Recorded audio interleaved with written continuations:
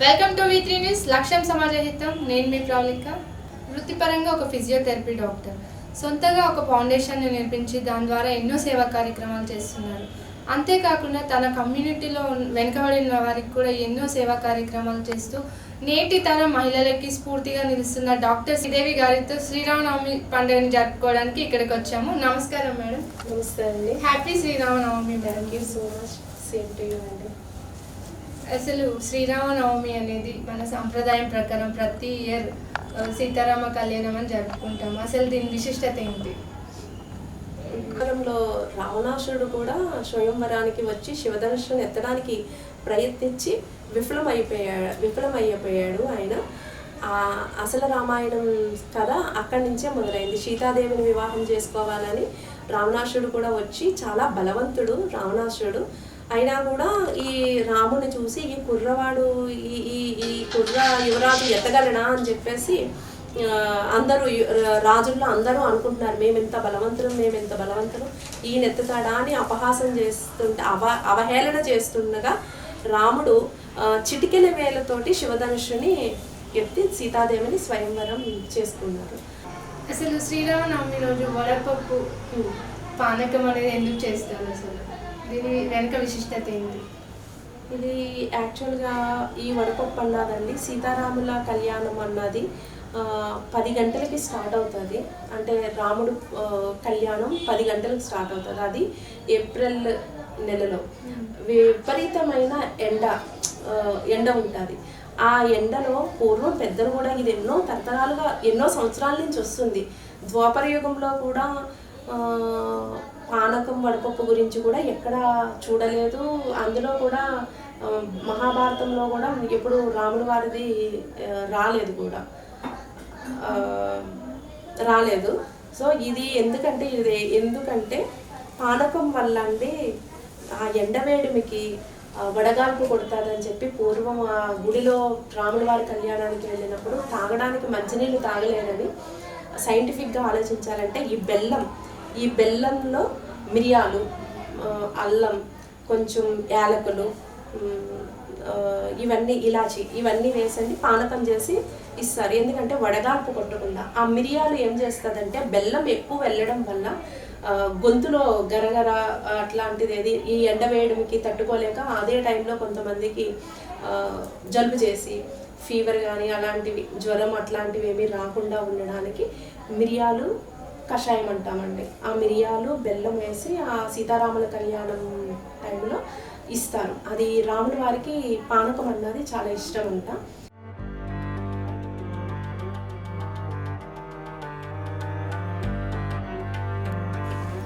ఒక 2 glasses of వాటర్లో అండి మనం బాగా పేస్ట్ అదే పొడి చేసేసిన బెల్లం తురుము వేసుకోవాలి.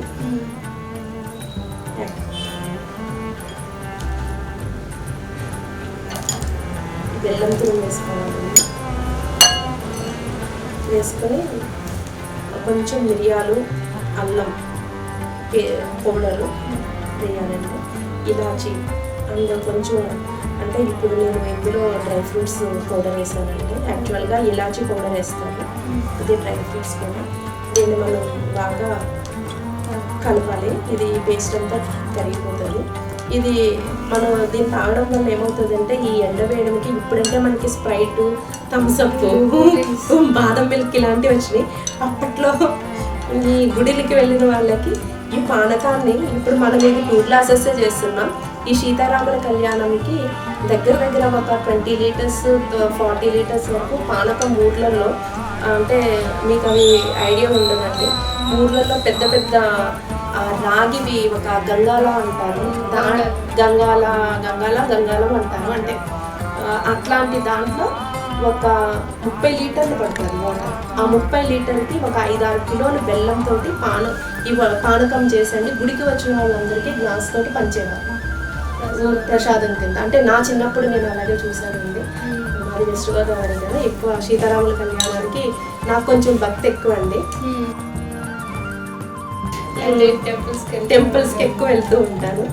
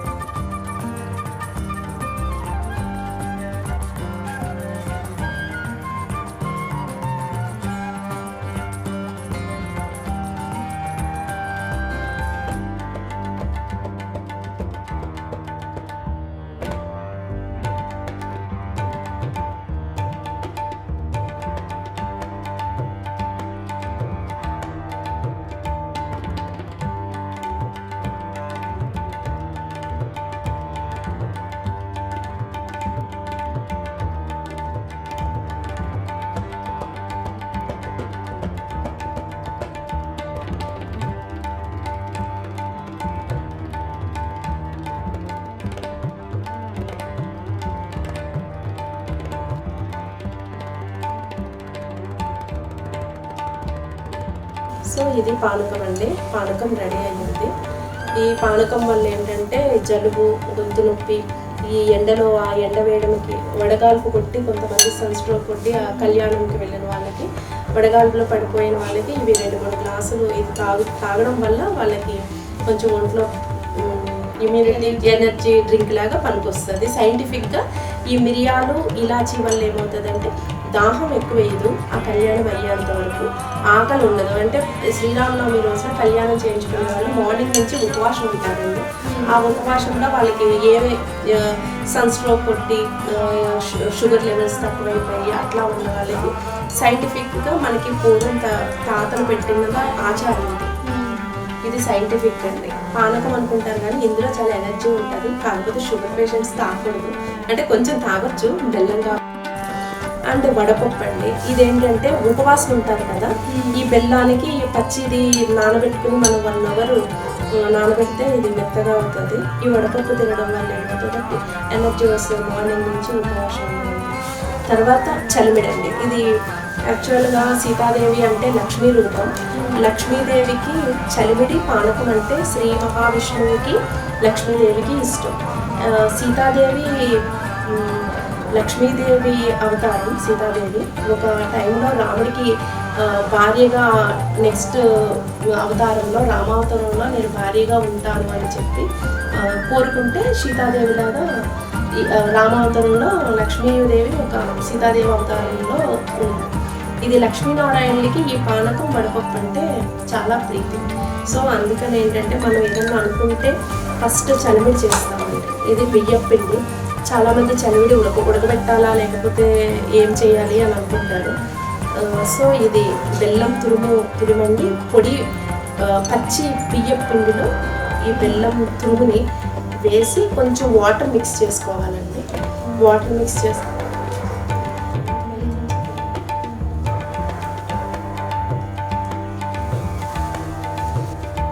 చలిమిడి నైవేద్యం పెట్టాలండి. వడపప్పు, చలిమిడి, పానకం. ఇది లక్ష్మీనారాయణకి ఇష్టం అని చెప్పేసి చేస్తారు. సైంటిఫిక్గా కూడా పొద్దున్న నుంచి సీతారాముల కళ్యాణం అయ్యేంత వరకు భక్తులు ఉపవాసంతో ఉంటారు కాబట్టి, అండ్ ఉడకబెట్టినవేమి రాముల వారి కళ్యాణం అయ్యేంత వరకు కామన్గా పెళ్లి కూతురు పెళ్లి కొడుకు కూడా ఉపవాసంతో వివాహం చేస్తారు. సో సీతారాములు అన్న వాళ్ళు దైవ స్వరూపులు కాబట్టి చూసే భక్తులు కూడా ఉపవాసంతో కళ్యాణం అయ్యేంత వరకు ఉంటారు. ఈ ఉపవాసం టైంలో వడపప్పు, పానకం, చలిమిడి వాళ్ళకి నీరసం రాకుండా. ఇక్కడ ఈ ఏరియాలో ఎక్కడ చూసినా ఫిజియోథెరపీ డాక్టర్ అంటే మీ గురించే చెప్తారు. ఒక మంచి గుర్తింపు ఉంది ఇక్కడ మీకు.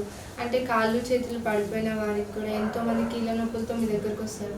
అసలు వాళ్ళకి ఎలా న్యాయం చేస్తారు? అంటే కాళ్ళు చేతులు నొప్పులు అంటే సర్టన్ ఏజ్ వచ్చేటప్పటికి లేడీస్లో కామన్గా వచ్చేది ఫస్ట్ నీ జాయింట్ పెయిన్స్ వస్తాయండి. అండ్ సర్వికల్ రీజన్ అంటే మెడ నొప్పులు, లంబార్ రీజన్ అంటే నడుము నొప్పి. లేడీస్కి వచ్చే కామన్ ప్రాబ్లమ్స్ అదే అండి. అండ్ ఈ మధ్యన రీసెంట్గా ఎక్కువ వచ్చేవి ఫ్రోజన్ షోల్డర్ అని చెప్పేసి, షోల్డర్ పైకి లేవకపోవటం, వాళ్ళ హెయిర్ కోమింగ్ చేసుకుంటానికి కూడా చెయ్యి పైకి లేవకపోవడం. సో ఇవన్నీ ఎందుకు వస్తున్నాయంటే పూర్వం ఎక్సర్సైజ్ ఉండేదండి బాడీకి, లేడీస్కి అయినా పిల్లలకైనా ఎవరికైనా. అంటే ఎక్సర్సైజ్ అంటే అప్పుడు వాషింగ్ మిషన్స్ లేవు, ఇవేమీ లేవు, సో గ్రైండర్స్ లేవు. సో ఆటోమేటిక్గా మన అమ్మమ్మలు నానమ్మలు కూడా ఈవెన్ 80 ఇయర్స్ వరకు కూడా వాళ్ళు చాలా యాక్టివ్గా ఉంటున్నారు. సో ఇప్పుడు నవ్వేడేస్ అన్నీ మనకి అందుబాటులో ఉన్నాయి.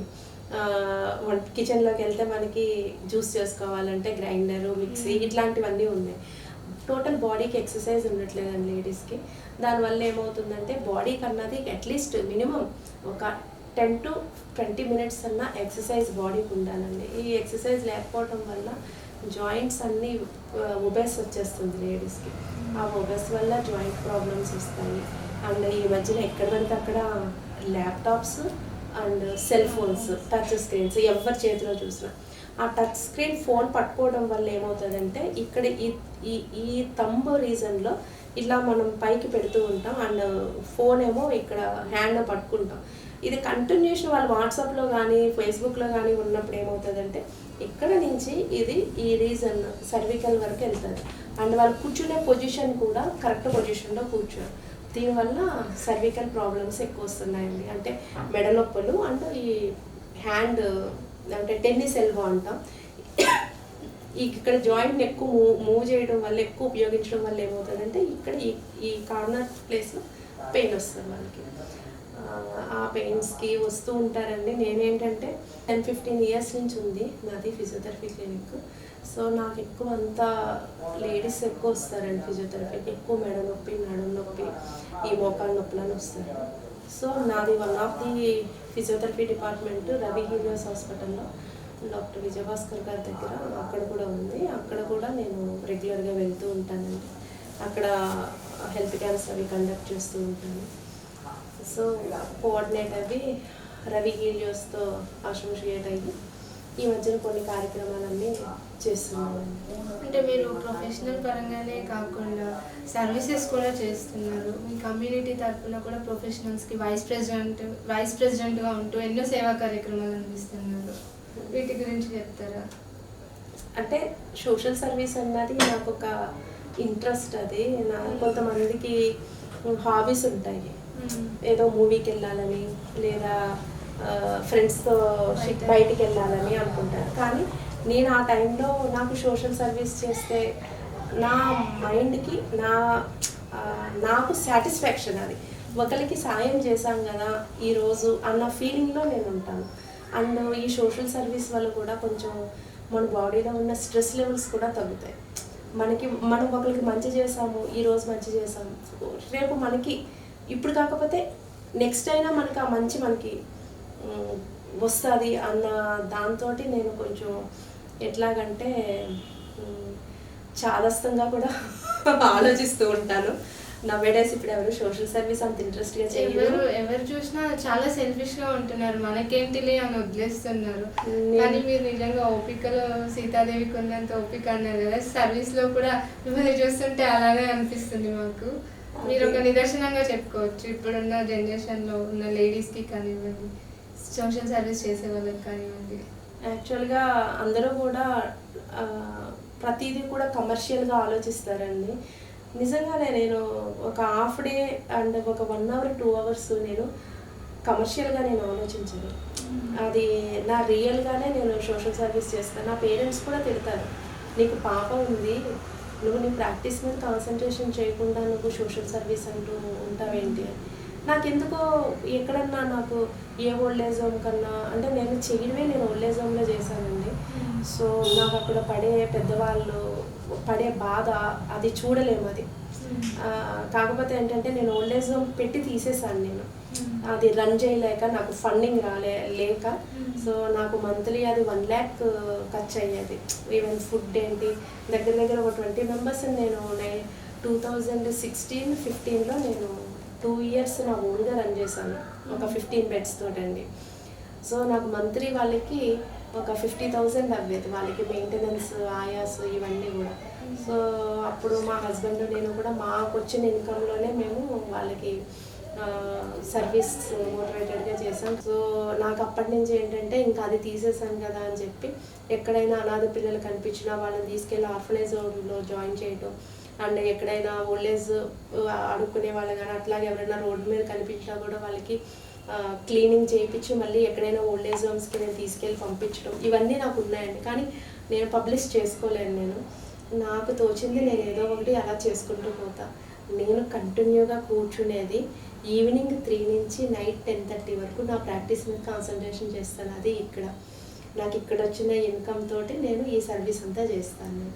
మీ నాన్నగారి ఫౌండేషన్ని కూడా మీరు ముందుకు తీసుకెళ్తున్నారు, ఎన్నో సేవా కార్యక్రమాలు చేస్తున్నారు దాని ద్వారా.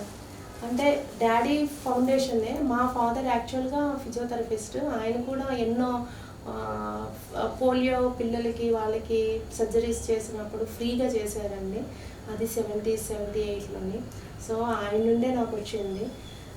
సో ట్రస్ట్ ఉంది కదా ఫౌండేషన్ నుంచి చేస్తే మంచిది కదా అని మాకు అవి ఏమి ఫౌండేషన్కి డొనేషన్స్ కానీ ఏమీ రావండి. అది మా ఓన్గానే మా ఓన్ ఇన్కమ్ తోటే నేను చేస్తాను. ఊర్లో తమ్ముడు చెల్లి కూడా చేస్తారు. ఇక్కడ కూడా నేను ఈ మధ్యన ఎక్కువ చేస్తున్నానండి. మొన్న రీసెంట్గా రవీంద్ర భారతిలో ఉగాది పురస్కారాన్ని శ్రీశక్తి ఉగాది పురస్కారాన్ని ఇచ్చాను. దానికి మన GHMC deputy mayor Srilatha Shobhan Reddy గారు గెస్ట్ లాగా వచ్చారు. సో కొంతమంది వికలాంగులకి వీల్ చైర్స్ ఇచ్చామండి అండ్ గ్రోసరీ ఇచ్చాము. సో నెక్స్ట్ కూడా మళ్ళీ మేలో కూడా మదర్స్ డే అని ఒక ప్రోగ్రామ్ చేస్తున్నాము ఆ రోజు. సో అలాగా ఇంకా ఏదో మాకు తోచింది మేము చేస్తున్నామండి. కానీ ఇప్పుడు మీరు ఒకవైపు ఇల్లు చక్క పెట్టుకుంటున్నారు, పిల్లల్ని చూసుకుంటున్నారు, యాజ్ ఎ డాక్టర్గా కూడా ఫిజియోథెరపీలో చాలా సక్సెస్ఫుల్గా ముందుకెళ్తున్నారు, సర్వీసెస్ చేస్తున్నారు. వీటన్నిటికీ అసలు టైం ఎలా సరిపోతుంది, ఎలా బ్యాలెన్స్ చేసుకుంటున్నారు? అది మెడిటేషన్ యోగా అండి. యాక్చువల్గా యోగా మెడిటేషన్ చేసే వాళ్ళకి ఆ టైం సెన్స్ అన్నది తెలుస్తుంది. నాది టైమింగ్స్ అన్నది నేను మార్నింగ్ 4:30కి లెగుస్తాను, నైట్ 12:30కి పడుకుంటా. కాకపోతే 4:30 కల్లా నాకు హౌస్ మేడ్ ఆమె వస్తుంది. సో తను చేస్తుంది. నేను ఒక 1/2 అవర్ యోగా మెడిటేషన్ చేస్తానండి. తర్వాత ఒక 1/2 అవర్ నేను లలితా సహస్రనామాలు చదవకుండా నేను బయటకు వెళ్ళాను. ఆ అమ్మవారే నన్ను ఇలా తిప్పుతున్నారు. ఇక్కడి నుంచి నేను ఇందిరా పార్క్కి వెళ్తాను. అక్కడ పేషెంట్స్ లేదా ఆ డాక్టర్ గారు ఏదైనా హెల్త్ క్యాంప్స్ కండక్ట్ చెయ్యమ్మా అని ట్రస్ట్ నుంచి అని అంటే హెల్త్ క్యాంప్స్ కండక్ట్ చేస్తాను. ఈ మధ్యన రెడ్ క్రాస్ వాళ్ళు ఆ ఆర్గనైజేషన్లో కూడా రెడ్ క్రాస్ నుంచి కూడా కొన్ని క్యాంప్స్ కండక్ట్ చేస్తున్నామండి. నేను 3 o'clock కల్లా ఇంటికి వస్తాను. మళ్ళీ నాకు ఏమైనా హౌస్ విజిట్స్ ఉంటే ఆ హౌస్ విజిట్స్ కూడా చూసుకున్నప్పుడు 3కి వస్తాను. నేను 3 to 9 వరకు నేను ఇక్కడే ఉంటానండి. ఎందుకంటే పాప 10th క్లాసు. సో ఆమెకి స్టడీ అన్నా ఏదైనా టైం ఏదో ఆ అమ్మవారు నన్ను అలా తీసుకెళ్తున్నారండి. ఇది ఎన్ని రోజులు అట్లా తీసుకెళ్తారో ఆ భగవంతుడికి తెలియాలి. అంత ఓపిక నాకు ఆమెనే ఇచ్చింది. సో అసలు ఇప్పుడున్న జనరేషన్లో ఉన్న మహిళలకి మీ నుంచి ఇచ్చే సజెషన్స్ ఏంటి? అసలు అంత ఓర్పుగా అన్నీ బ్యాలెన్స్ చేసుకుంటూ మహిళలు తలుచుకుంటే ఏదైనా చేయగలరని మీరు నిరూపిస్తున్నారు. అలాగే ఇంకా మీలాగా చాలా మంది ముందుకు వచ్చి చాలా చేయాలనుకుంటున్నారు. అలాంటి వారికి మీరు ఇచ్చే సజెషన్స్ ఏంటి? అందరూ అనుకుంటారండి ఇది చెయ్యాలి అది చెయ్యాలని. లేడీస్ ఫ్యామిలీ సపోర్ట్ కూడా ఉండాలి అండ్ ఫైనాన్షియల్ సపోర్ట్ కూడా ఉండాలి. ఈ రెండూ లేకుండా ఏ ఆడవాళ్ళు అన్నది ముందుకెళ్ళలేదండి.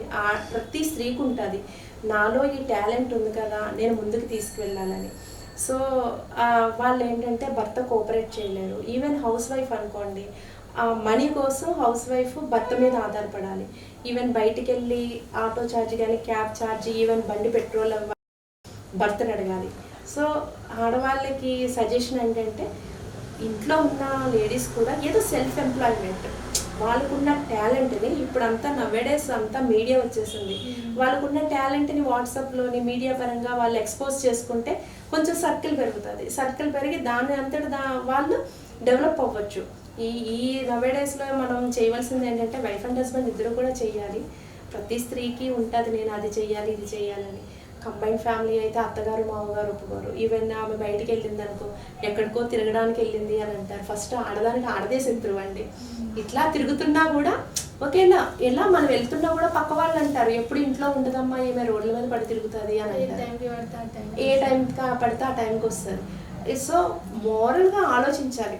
లేడీస్ కూడా ఇంట్లో అత్తగారైనా మామగారైనా భర్త అయినా కూడా కొంచెం మోరల్గా ఆలోచించాలి. కొంతమంది హస్బెండ్స్ వైఫ్స్ని ఐపీఎస్ చదివించిన వాళ్ళు ఉన్నారు, ఎంబీబీఎస్ అయిన తర్వాత పీజీ చేయించిన వాళ్ళు ఉన్నారు, స్పోర్ట్స్కి అంతా లేడీస్ని టీచర్స్ చదివించిన వాళ్ళు ఉన్నారు హస్బెండ్స్. కొంతమంది ఉంటారు ఎక్కడో కానీ హస్బెండ్ సపోర్ట్ చేయని వాళ్ళు ఉంటారండి. అట్లాంటి లేడీస్కి అయితే అది దుర్భరమైన జీవితం అండి. అట్లాంటి వాళ్ళని ఏంటంటే ధైర్యంగా తనలో ఉన్న టాలెంట్ని బయటకు తీసుకురావాలి, బయటకు తీసుకొచ్చి బయటకు అడుగు వేయాలి. అలాగని చెప్పి సీత గీత దాటింది కదా అని చెప్పి గీత దాటకుండా కొంచెం మనం ఆ కల్చర్ మన సాంప్రదాయాలు ఇవన్నీ చూసుకుంటూ ముందుకు వెళితే ప్రతి స్త్రీ కూడా సక్సెస్ అవుతుందండి. సక్సెస్ అన్న దానికి మనం వెతకలేము. ఆ విజయం అన్నది మనం ఎప్పుడైనా అది ముసలితనం వచ్చినా కూడా మనం మనలో ఉన్న టాలెంట్ని ఎప్పుడైనా దాన్ని చెయ్యొచ్చు. ఆ అడుగు ముందుకు వేసుకుని మనం వెళుతూ ఉంటే అది ఎవరెస్ట్ శిఖరాన్ని ఎక్కినంత విజయం మనకి వరిస్తుంది. నేను ఆడవాళ్ళకి ఇచ్చేది ఏంటంటే ఫస్ట్ ఓపిక అంటే అందరూ టీవీ సీరియల్స్లో ఇప్పుడు టీవీకి అతుక్కుపోతున్నారు. ఆ టీవీ సీరియల్స్ మానేసి కొంచెం పిల్లలకి రామాయణం, మహాభారతం, ఫ్యామిలీ రిలేషన్స్ అన్నది ఆడపిల్లలైతే ఆడపిల్లలకి, మగపిల్లలైతే మగపిల్లలకి, ఆడవాళ్ళని కాదండి, ఫ్యామిలీలో అందరూ చూస్తున్నారు. కొంచెం టీవీస్, ఈ మీడియా ఒక half an hour 1 hour stop చేసి ఫ్యామిలీ తోటి కొంచెం ఒక 1 అవర్ టైం స్పెండ్ చేస్తే ఫ్యామిలీ రిలేషన్స్ అన్నవి కొంచెం ఇంకా బంధాలు, అనుబంధాలు ఎక్కువ అవుతాయండి. నేను కోరుకునేది అదే, అందరికీ చెప్పేది. ఇప్పుడు ఏంటంటే ఫ్యామిలీ రిలేషన్స్ అన్నవి ఏ ఫ్యామిలీలోని ఉండట్లేదు ఎక్కడని, అవి కొత్తగానే మిగులుతున్నాయి. పేరెంట్స్ ఎవరు ఇంట్లో ఉండట్లేదు, సింగిల్ ఫ్యామిలీస్ ఉంటున్నాయి. ఇప్పుడున్న జనరేషన్కి మంచి చెడు చెప్పేవాళ్ళు ఎవరు ఉండట్లేదు. సో పేరెంట్సే, మనమే వాళ్ళకి, పిల్లలకి చెప్పి మన ఫ్యామిలీని మనం ముందుకు తీసుకువెళ్ళాలి. అండ్ లేడీస్ అయినా మేము కూడా ఒక ఫౌండేషన్, ఇంకొకటి ఓన్లీ లేడీస్ ఒకటి స్టార్ట్ చేస్తున్నామండి. ఒక గ్రూప్ ఉంది, ఒక 5 మెంబర్స్ కలిసి, అది నెక్స్ట్ మంత్లో ఉంటుంది. దాని నుండి ఏంటంటే మేము విడో అయిన లేడీస్కి అండ్ ఆర్ఫనేజ్ పిల్లలకి అండ్ లవ్ మ్యారేజ్ చేసుకుని డైవర్స్ తీసుకున్న అమ్మాయిలకు, అట్లాంటి వాళ్ళకి counselling and self employment schemes కింద ఒక ఆర్గనైజేషన్ స్టార్ట్ చేస్తున్నాము. ఈ మా ట్రస్ట్లోనే కొంతమంది ఉన్నారు అట్లాగా. అది నెక్స్ట్ సోషల్ సర్వీస్ మా ప్రాజెక్ట్ అదండి. ఇప్పుడంటే అంత డిజబుల్డ్ పర్సన్స్కి అండ్ వికలాంగులకి ఇవి చేస్తున్నాం ఈ ట్రస్ట్ తరఫున. ఇది చాలా గొప్ప ఆలోచన మేడం. ఇది చాలా అమ్మాయిలకి కానీ ఆడవాళ్ళకి కానీ చాలా బాగా ఉపయోగపడుతుంది. ఇప్పుడు పానకం అనేది రెడీ అయిపోయింది, మనం దేవుడికి నైవేద్యం పెట్టేద్దాం మరి. ఓకేనండి. ఇక్కడ పెడుతున్నట్టు చేసి ఇక్కడ పెడదామా.